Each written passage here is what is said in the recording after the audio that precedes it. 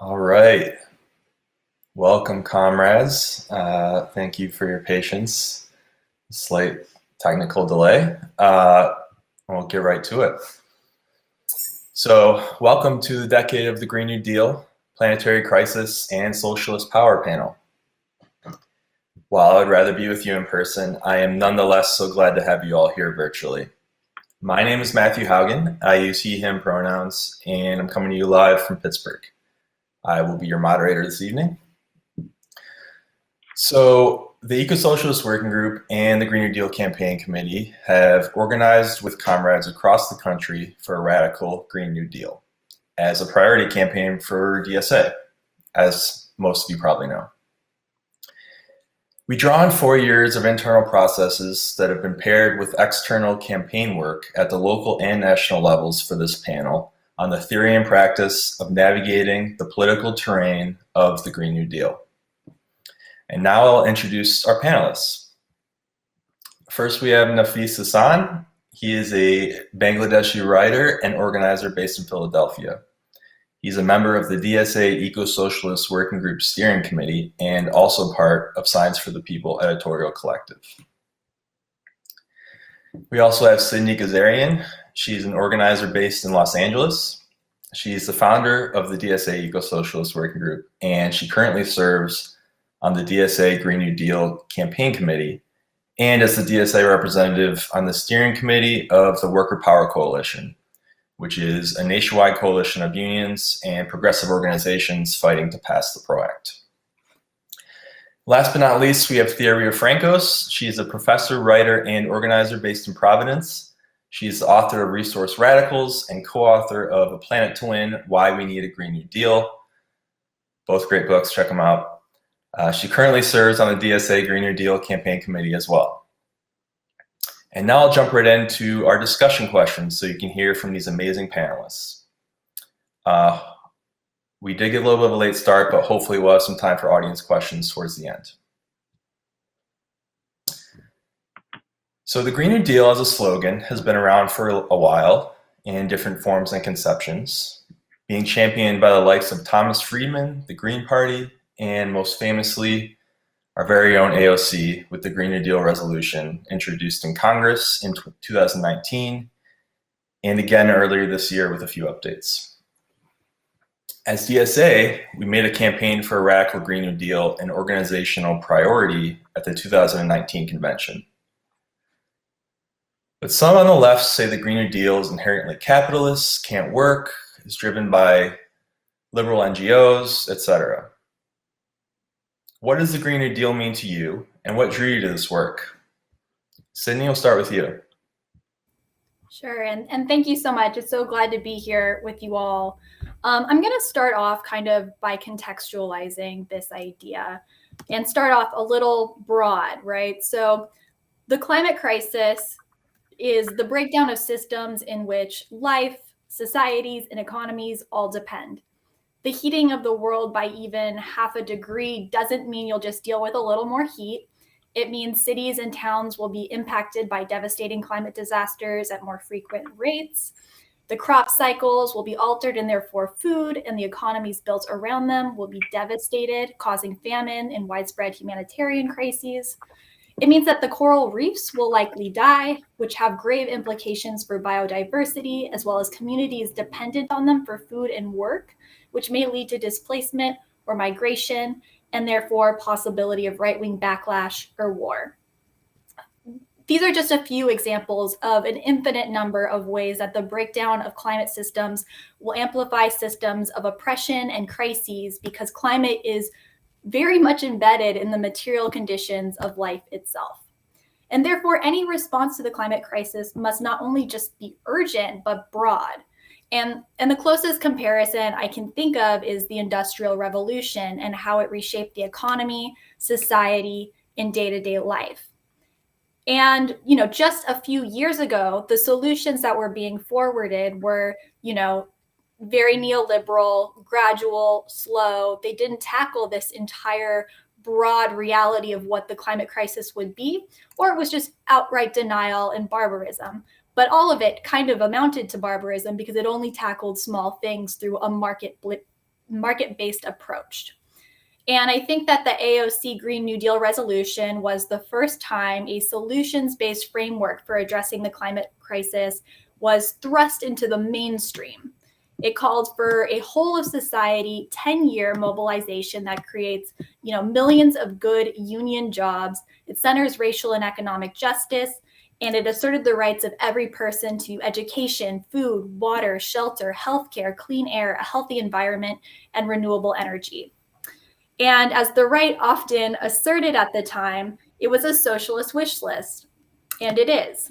But aside from the overarching vision of a society that puts people and planet before profit, everything was abstract and nothing was actionable. There was no policy or blueprint, so that space was up for grabs. And the vision was too radical, obviously, for neoliberal Democrats and Republicans to embrace, so they rejected it. But liberals and progressives, the left, all clamored towards defining it. And I do think that recent history is interesting, but I'll skip it for now and say that DSA adopted our own principles for the Green New Deal, which came into being through a collaborative, democratic, and bottom-up process led by the Eco-Socialist Working Group. And that broadly captures our vision, and I would recommend that folks read that.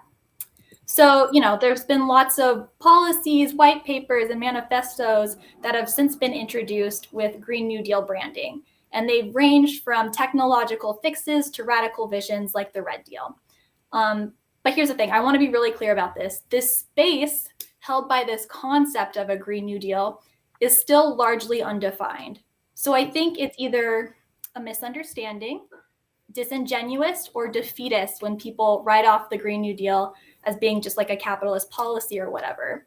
And what I believe is true about the Green New Deal is that it's a terrain of struggle, a struggle in which the victors can potentially enact a new economic and societal relations, and therefore class relations, during the dawn of a climate change world. And whether that dawn is some form of climate barbarism, international neoliberal world order, or social democracy, or something closer to the eco-socialist Green New Deal principles, will be determined by who has the power to win.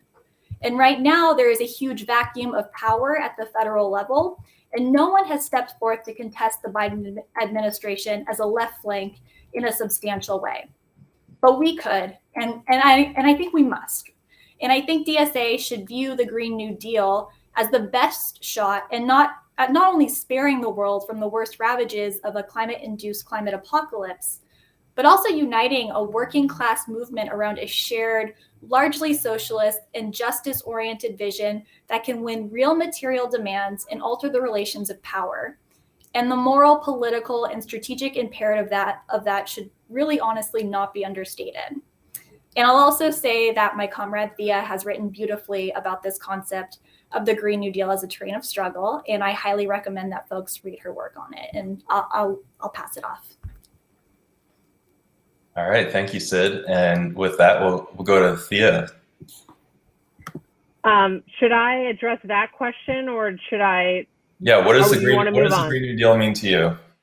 Oh, that's well, I'll just pick up a bit where Sid left off then. I do think of it as a terrain of struggle, and I'll maybe speak a little more to it as we move on. But I think that I completely agree. I think it's still largely underdefined. And I think that most ordinary people in the US don't actually know what it means. And that means that there is a really big opening for socialists to define it. But I think that, and that's a starting point, right? And then the sort of, how do you reach people where they are at and define things in ways that simultaneously resonate with the people that we want to organize, like the people not currently in DSA, the broader working class constituencies that we want to organize, that simultaneously resonate with them, but also open up and push against their horizons of political possibility and their own sense of agency. That's the kind of space in which we need to organize. And I think we've started to do that with the PRO Act, and there have already been sessions on that. We're moving forward and also doing that around a Green New Deal for public schools. But it's choosing strategic campaigns that kind of sit in between the place of resonance and opening of horizons, right? And I'll kind of say a little more to this later, but judging what those types of campaigns are is a trial and error process, but it needs to be grounded in a very kind of realistic materialism of where we are at politically, what our capacities are as DSA, and who the constituencies are that we need to strategically reach and empower. So I'll kind of leave it there, but couldn't agree more with what my comrades had said.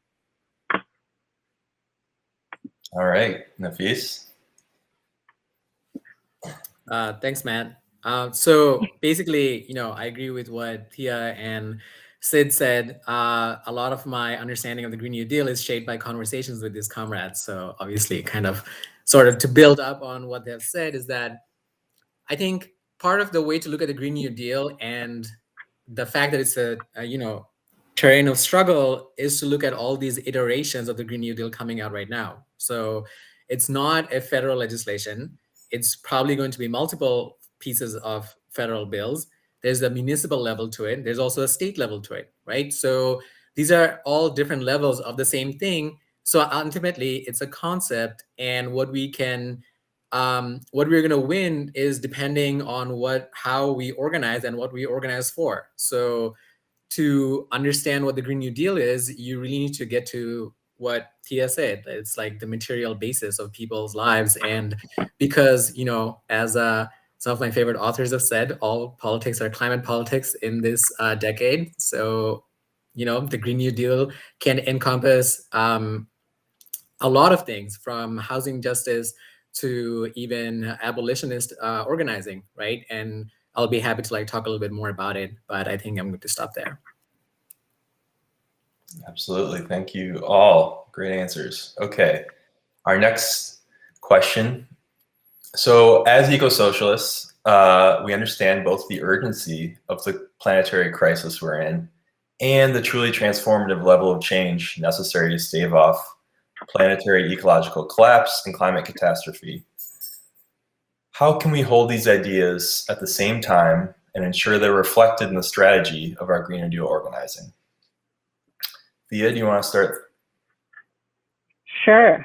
I'm happy to start here because I definitely have taken the role of the annoying optimistic person. And I think it is, it can be an annoying kind of affect because obviously things are extremely bleak. And I think that the reality of that, even for folks not working on the climate crisis for many years, even for people just kind of learning about it now, it's clear that it's extremely scary, extremely heavy. And also I want to emphasize, in case it needs to be emphasized, extremely present. That doesn't mean it's present equally for all people. We know that the climate crisis is a burden that is felt very unequally across race, class, and geography.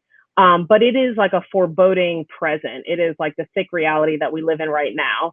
And in that kind of context, it can feel really disjointed to even have the basic level of what I would think of as a kind of faith that you need for organizing. You need to believe that things can be different. That can sometimes require a leap of faith. It's really hard to sustain that in this moment of accelerating climate crisis. And I think just to kind of put a little more of an edge on it, I think that what makes that bleak reality worse for socialists is that despite the fact that as an organization and as a movement, we have grown way more dramatically in my lifetime than I ever would have predicted, we as socialists are not anywhere as powerful as we need to be in order to politically enact a radical Green New Deal. And so we have this gap between where we are as DSA and where we need to be politically to implement an eco-socialist program in this extremely urgent time frame. And that gap combined with that urgency is really frustrating. And it leads many, as Sid already discussed, to kind of be seduced by nihilism.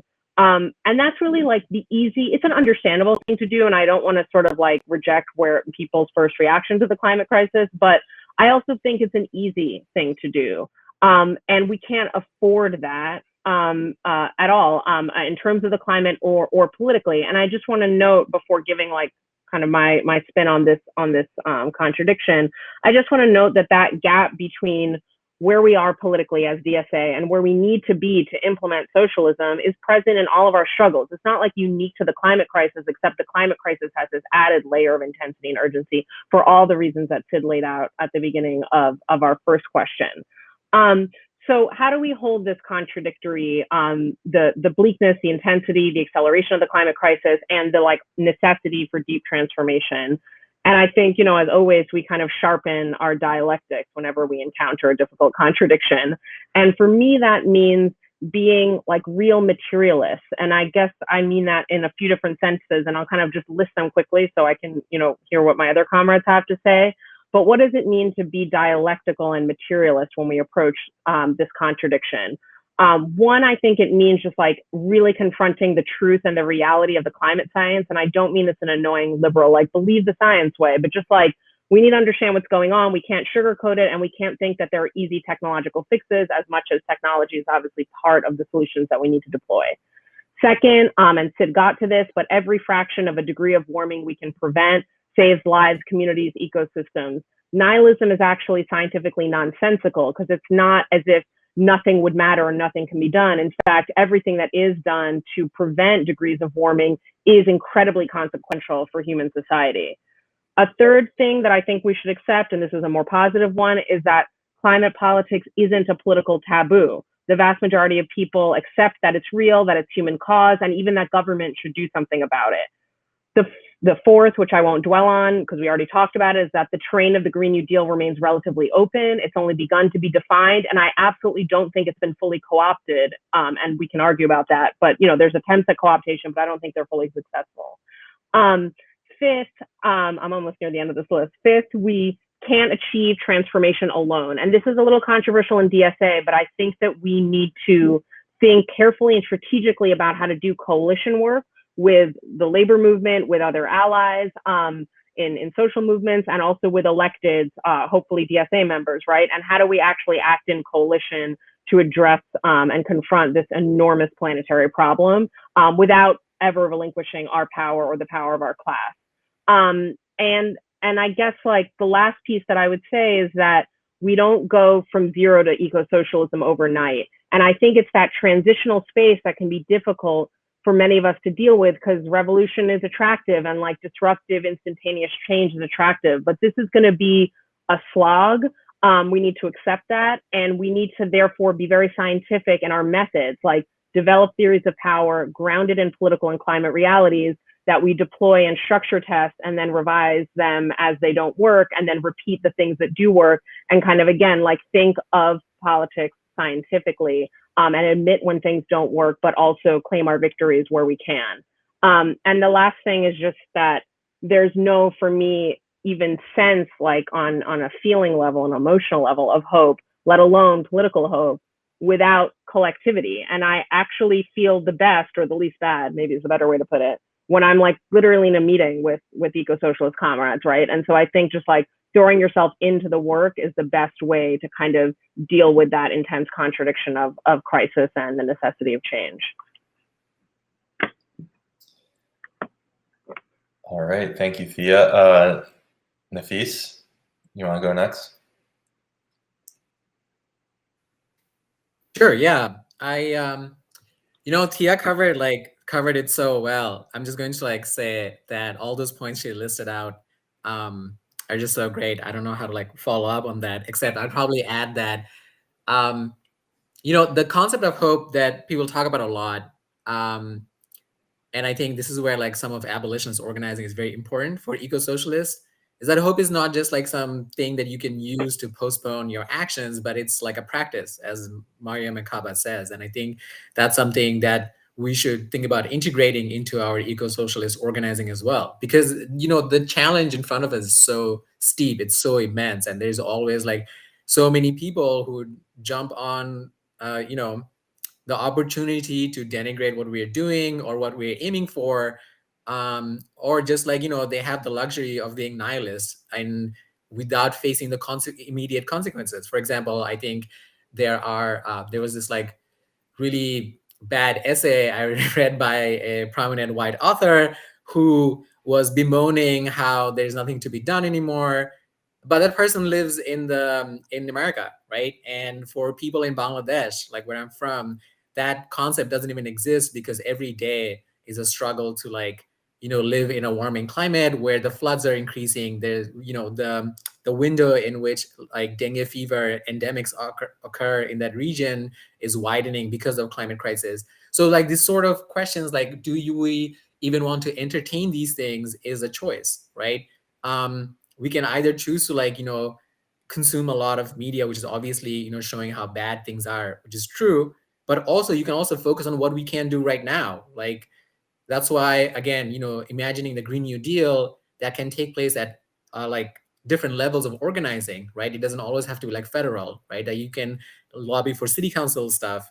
That is also important because it gives you sort of it gives you agency, and it gives you power and ways to build with your comrades that ultimately you can practice building building up hope through your actual material work.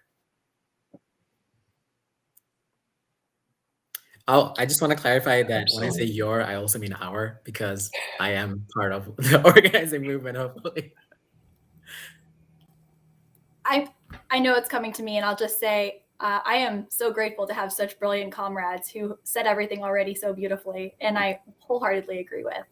And maybe I can emphasize a few points very quickly and just say what Nafis said about hope is enacted through collective action. I think it's so important for us to hold on to that and really ground that, as Theo was saying, in the material conditions when we take a sober look around the world and really assess what it's going to take to move forward and build the power we need to make change.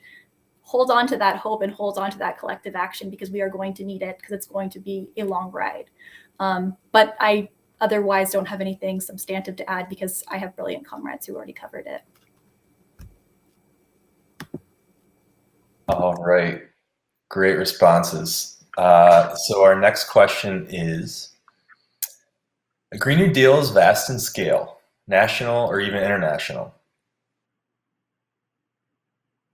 How can we organize and connect struggles at individual organizing from the local way up to the international? Nafis? Yeah, I think, that's something that I think about a lot, especially connecting my work here, because I don't live in my home country anymore. But, I'm always like reading the news and what's happening there, and just always like, it's like we need to, like, this is a planetary crisis, right? So how do we enact that? But part of it is also like where I am and what I can do to enact that change matters. And I think there are a couple of things I want to mention. The first of all is fighting for free tech transfers for climate technology, right? So that's something that's like, if you're in the global north, that's something you should definitely be demanding as part of a radical Green New Deal. The second thing is to push the West to forgive, and their institutions to forgive sovereign debt that a lot of developing countries have as part of climate reparations. If anything that we have learned from recent history is that majority of the material wealth that the global north has is based on exploitation of the global south, and it's continuing to do so, especially when a Green New Deal is only imagined to be within the boundaries of the current capitalist system, right? So, and I think we might get to this later, but there's also, with the increase in investments in renewable energy, through market mechanisms, there's going to be more extraction and mining in countries which are already owe a lot of debt to the global north, right? The other thing is that and I think I might mispronounce his name, but Max Agel wrote, like, really, he is a very strong proponent of the global peasant movement, and groups like La Via Campesina have been doing really great work in terms of like reclaiming food and land sovereignty. And I think connecting up with these struggles is very important. The other thing is like building solidarity networks. And I think the DSA International Committee has started to do or is already actually doing some really great work in that arena, building connections with political parties in Latin America right now, and also in New Zealand, I believe that was recent development. And I think these are just like, we're planting seeds of solidarity, right? But that's not going to be enough. But we have to be able to nurture them throughout, over the next decade, for us to be able to stand in solidarity. The other thing that is not talked about a lot is how do we deal, or how do we, address the problem of climate refugees. There is going to be mass migration. Even within the United States, there is going to be a lot of internal migration. So to be able to understand how the the carceral state or like the prison or the military industrial complex plays into climate politics is going to be very important to be able to take the Green New Deal to an international level of struggle. I think I'll stop there. All right, Sydney, you want to take this next? Sure. Agree with what my comrade said. And first, I just want to emphasize the fact that it is of the utmost importance as a socialist movement that we have an internationalist perspective, especially in the 21st century, dealing with the climate crisis, because there is going to be, as crisis, deepens, as we've seen already, there is going to be a push towards or a fracturing of the working class towards like a nationalist, white supremacist agenda or ideology. And we have to hold firm on internationalist socialist perspective and draw a broad working class movement inward towards that ideology. And we have to be proactive about it. Everything that Nafis said is I wholeheartedly agree with. I would say that there is a lot to think about as far as assessing like global mechanisms of trade and how the capitalist economy works. But I will also refer to my comrade Thea, who is brilliant on this subject. And I just kind of, given that I'm referring to Thea expertise on this, also want to mention that we are within the heart of the imperialist beast. And it cannot be understated how much the US has undermined climate negotiations and reparations and really driven some of like the most neoliberal, horrid, and devastating policies across the globe. And we have a responsibility to fight back, and we cannot allow the US to do this and use the impetus of climate crisis to further decimate communities and countries in the global south. As Nafis said earlier, we have to take climate reparations seriously. I also think we are going to have to think a lot about land and property and the way that we are allowed, like in relation to migration and the way that it is distributed, and how people are going to get basic necessities. That is something we have to think seriously about as socialists, and making sure that it is people prioritized over property. And yeah, I think we have to really take seriously contesting the US on its warpok path. And we need to build the power to do that. And with that, I'll pass it over to Thea.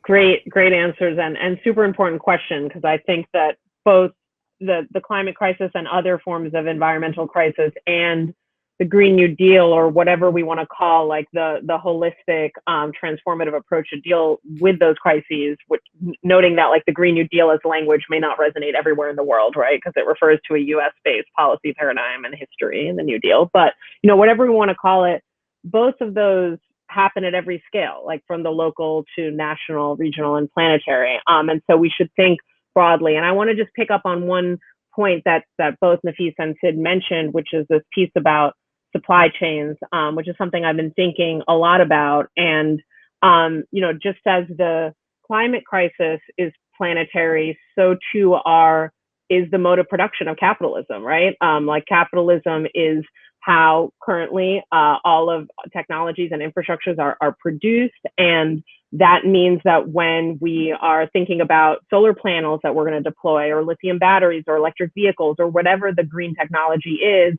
that a Green New Deal would massively sort of scale up, we're talking about things that are produced by global supply chains, which to me is not in and of itself a problem. I'm not like an isolationist. I don't think that everything needs to be produced like within our borders. And that's a bigger and different conversation, but it is the current reality. The problem with that is that these supply chains are extremely unequal, just like everything else in global capitalism. And one of the main ways they're unequal, or I guess two ways. One has to do with the super exploitation and cheapening of labor beyond our borders.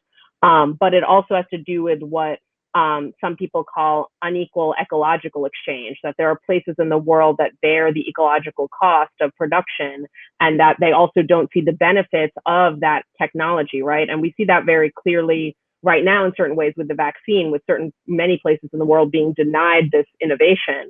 The same thing happens with green technologies that are produced out of the blood, sweat, and tears and dispossessed land in many cases of indigenous peoples and other marginalized people around the world. So what does that mean? Does that mean, and some people have said the following, that like a Green New Deal is like inherently not just capitalist, but imperialist because it relies on global supply chains that harm people elsewhere in the world. And for me, I think that, you know, we need to confront that reality, but take it as an opportunity to do a couple of things. And I'll just say two of them now.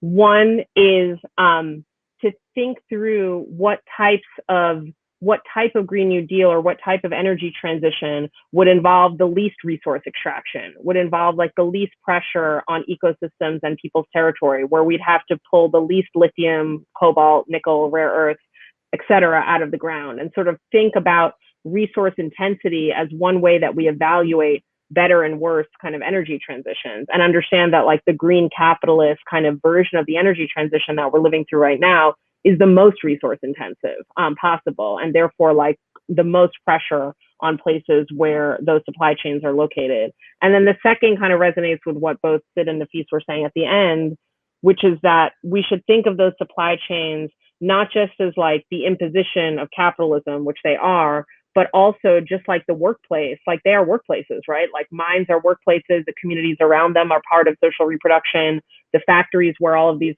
technologies are made are workplaces. Like that means as socialists, we regard them as like organizing possibilities, and as internationalists as possibilities for international solidarity and thinking of supply chains potentially. And this is like, you know, not something that's been fully enacted in practice yet, but I think DSA should start thinking about it. Like, how might those supply chains actually guide the types of solidarity relations that we weave together? Because it would be extremely powerful if there were multiple organized constituencies, workers, communities at different critical choke points of these supply chains that could in some way coordinate together. And again, this is like a little avant-garde, but I think it is like where we need to be thinking in terms of what it might mean to have internationalism that's not just like symbolic solidarity, but actually gets into like the material guts of the economy and uses those locations as points of leverage and internationalism. So I'll leave it there with that huge thought.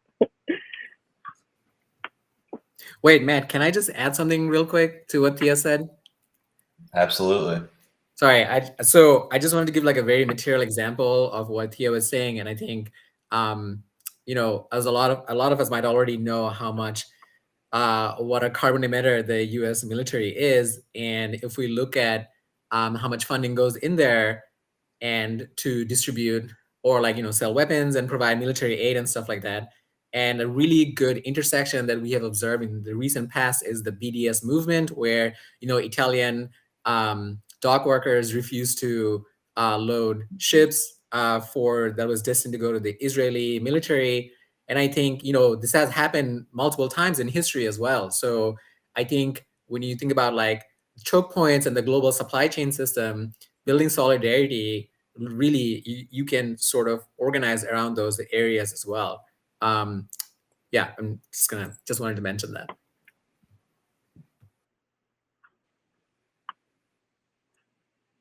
Yeah, thank you. Next question. Is there a role for non-legislative campaigns in our DSA Green New Deal organizing? If so, what is it? Sydney? Well, my answer is yes. If you've ever been in like a Green New Deal or eco-socialist meeting with me in the past 4 years, you've probably heard me utter the phrase that climate change is class war. And I believe that is true. And to win the class war, we have to build a massive multiracial, internationalist, working class movement that can and does contest and overpower the capitalist class. And I think the electoral and legislative arena is, you know, those are only one sphere of struggle for that. And while I strongly believe that the urgency of the climate crisis demands an orientation towards federal politics, I do not believe that is the only sphere in which we must struggle, because class struggle is happening everywhere, and the climate is just the context of which this is happening. And it's not a secret either that I believe strongly that the workers are agents of change, and that is specifically because workers have the ability to disrupt and halt the means of production and make demands based on their capacity, their unique capacity to do that. And therefore, that is an important choke point, as Thea was saying earlier, everywhere. And therefore, we have to be organizing as workers. And that's not to say that's the only arena either. I think we can struggle in our communities, in our apartment buildings, and other arenas as well. But I do think, as far as like non-legislative campaigns go, we need to organize as workers. And for the sake of time and getting to other questions, I will pass it on to my comrades.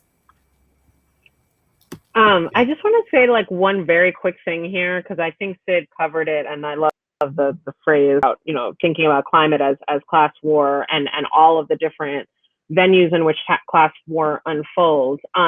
And I want to maybe even like push back a little bit against the framing of the question.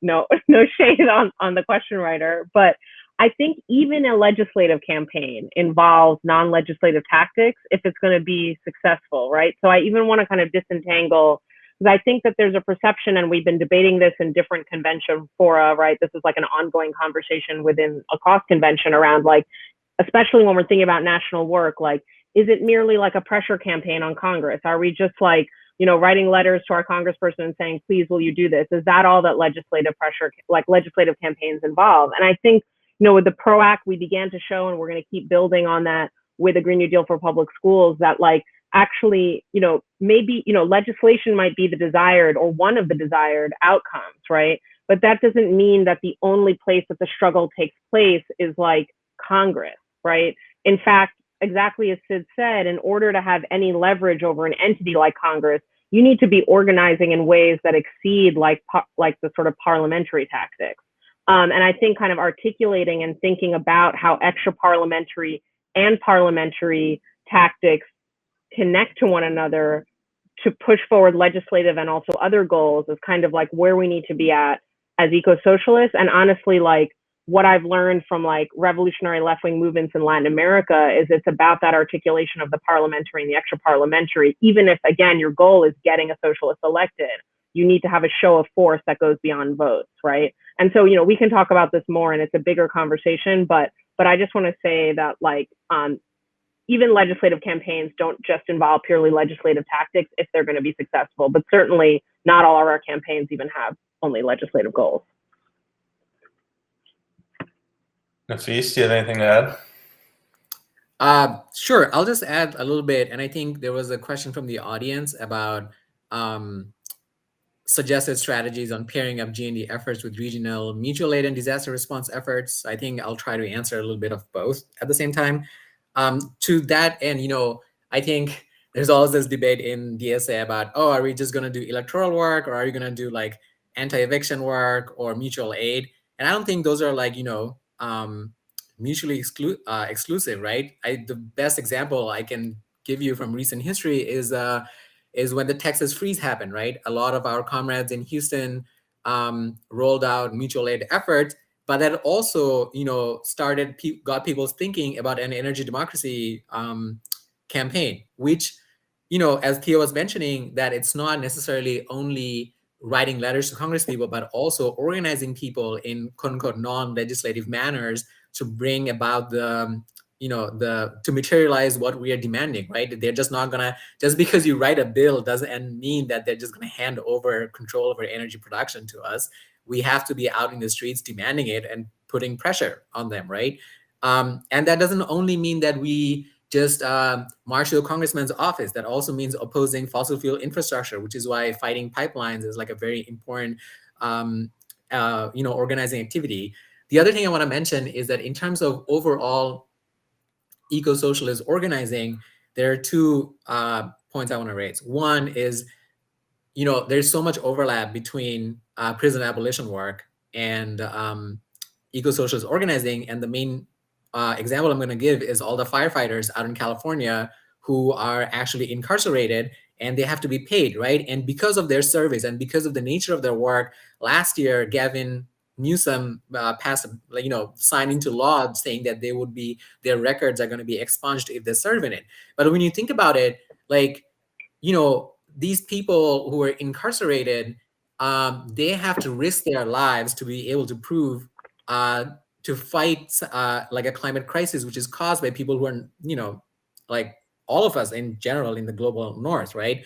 So giving them that opportunity could lead to building like a firefighting corps, right? So I think that there was a candidate, Jackie Fielder, right? So she ran on a similar platform for that. The other one is the anti-border work. So this group, No More Deaths, who were leaving water for migrants in the border, that is also eco-socialist work and could be part of the Green New Deal. Is like, how do you help climate refugees move into areas where they can have a better life because their countries are, decimated, or their countries are in a lot of strife because of active involvement from the global north. And, any Latin American comrade can attest to like the level of involvement that the US has had in those countries, right?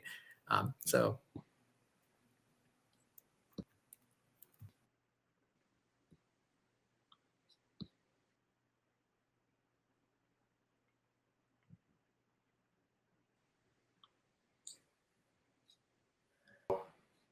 I think we'll do an audience question. Let me see these right here. So, do any of you think to be effective, a Green New Deal has to include bolder proposals like a people's seizure of the energy industry, rationing the use of fossil fuels, protecting older growth forests, and rewinding much of the globe, the only effective form of carbon capture? That is an audience question. Anyone want to take that one? I'll take an initial stab at it, and I'm actually like very curious what Nafisa and Sid have to say, and to see if there's any debate over this. I think that a lot hinges on the word effective, right? So like the comrade is asking, in order to be effective, do we need to have bolder proposals? And I think by bolder, the comrade means like more transformative, like more change in the status quo.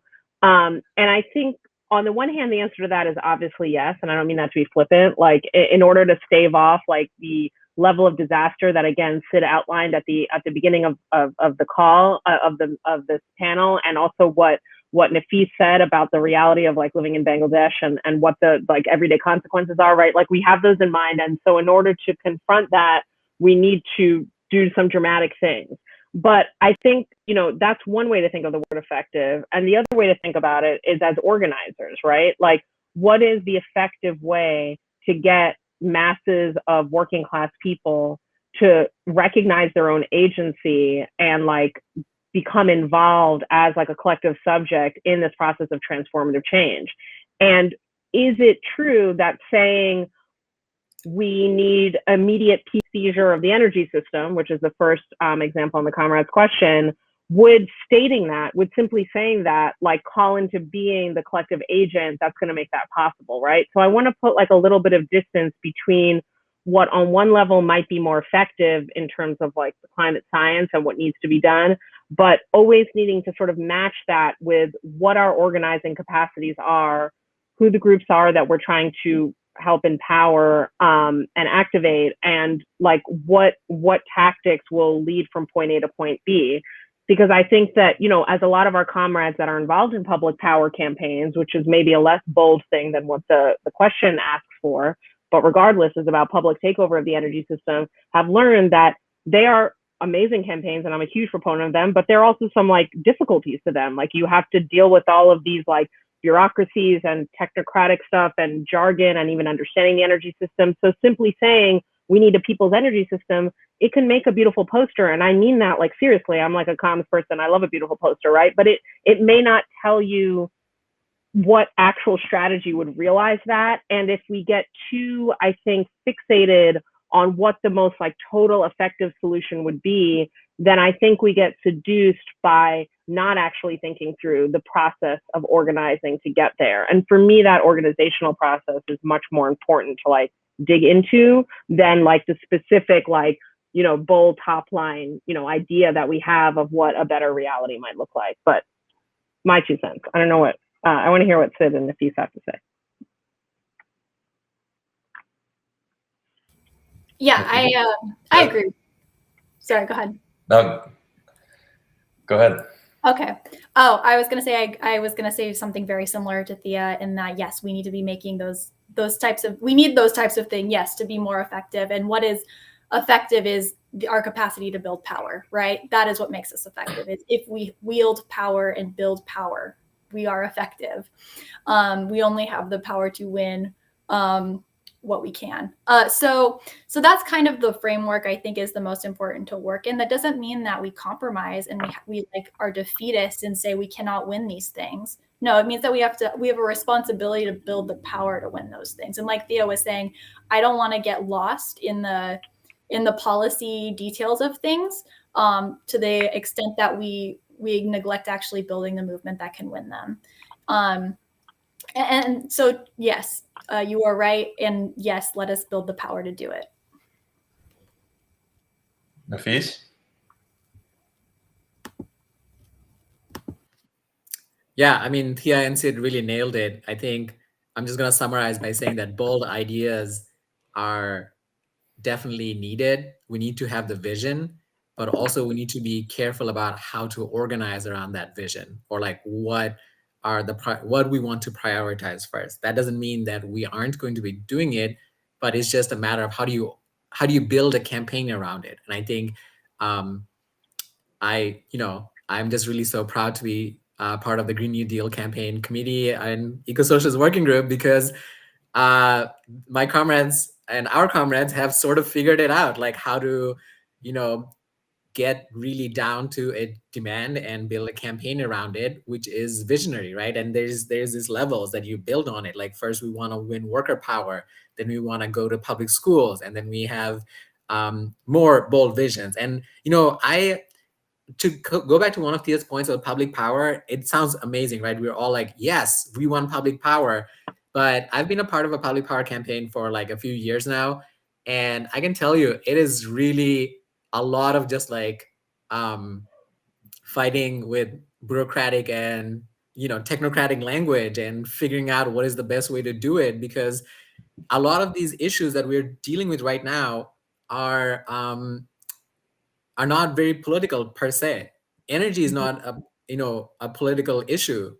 Only the production is. Yes, we all understand that more extraction of oil and gas is definitely like something that it's easy to organize people around, like anti-fracking or like opposing pipelines. But how do you build a campaign around people who just want their electricity to not go out, right? And how do you give it back to the hands of the people? It's just, we have to be very strategic in thinking about like what's our priorities here. Absolutely. Thank you. Myself real quick. How did you all get more folks to think about the Green New Deal as a priority over time? I encourage you to check out on Thursday, if you're a convention delegate, we'll be presenting the Green New Deal campaign committee report. I think Ashik will be doing that. And whether or not you see that, I encourage you to read the actual report itself. A lot of great comrades spent a lot of time on that, and it really lays out in detail how we went from Sydney organizing a couple meetups at the 2017 convention to the Green New Deal campaign as a priority and the PRO Act and everything we have today. So we have about 2 minutes left and we have a hard stop. And I just want to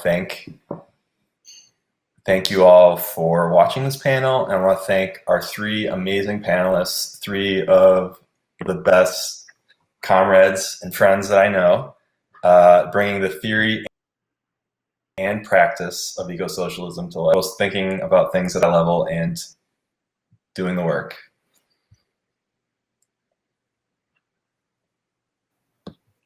Oh, thank you, Matt, and thanks everybody. I have like legit convention FOMO, but yeah, I just want to put that. Thank you. Thank you so much. It's so great to be here with you all. I'm so glad that you all tuned in too. We've got a world to win, so let's do it. Hope through collective action. Let's get to it. Yeah.